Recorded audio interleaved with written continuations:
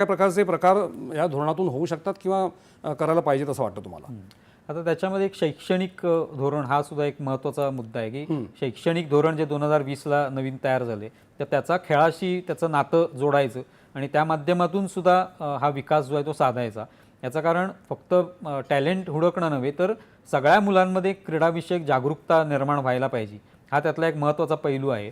याचं कारण की आज शाळांमध्ये खेळ खेळले जातात पण त्यांच्या अभ्यासक्रमात जर समावेश असेल, एखादा खेळाडू आहे आपला दुसऱ्या वेगवेगळ्या खेळांमधले जे नामांकित खेळाडू आहेत त्यांचा संघर्षाचं किंवा त्यांचं चरित्र त्याच्यामध्ये आलं किंवा एखाद्या स्टेडियमबद्दलचं माहिती आली, एखाद्या स्पर्धेबद्दलची आली, तर हे जेव्हा येईल तेव्हा तो अभ्यासक्रमामध्ये तो मुद्दा आल्यानंतर मुलांमध्ये सुद्धा एक आवड निर्माण होईल की हे खेळाडू आहेत.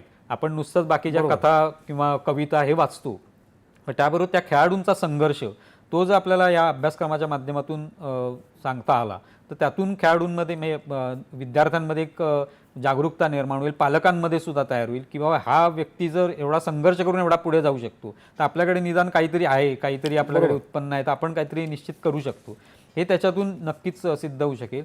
आणि शाळांमध्ये ज्या स्पर्धा होतात त्यांचा सुद्धा त्या दृष्टीने सुद्धा शाळांनी विचार केला पाहिजे की सगळ्या स्पर्धा काय घेता येतील असं नव्हे, सगळ्या फॅसिलिटी त्यांच्या इथे उपलब्ध असतील असंही नव्हे, पण तरी देखील खेळांना प्रोत्साहन देणं, जे खेळाडू खेळत आहेत त्यांना त्या ठिकाणी शाळेमध्ये अभ्यासक्रम म्हणजे त्यांची परीक्षा असेल म्हणा किंवा त्यांचं रोजचं लेक्चर्स असतील त्याच्यातून एक सूट देणं हे आजकाल चालतं, पण सगळ्याच शाळा करतात असं नव्हे. तर एक सर्वंकष सगळ्या शाळांनी हा विचार करणं आवश्यक आहे की आपल्या इथे जे खेळाडू असतील त्यांना पूर्णपणे साथ देणं, त्यांना प्रोत्साहन देणं, तर त्या माध्यमातून एक आपलं हा जो पाया आहे तो अधिक भक्कम होऊ शकतो असं वाटतं. मगाशी आपण चर्चेमध्ये म्हणालो की वेगवेगळ्या प्रकारचे क्रीडा प्रकार सुरू केलेले आहेत.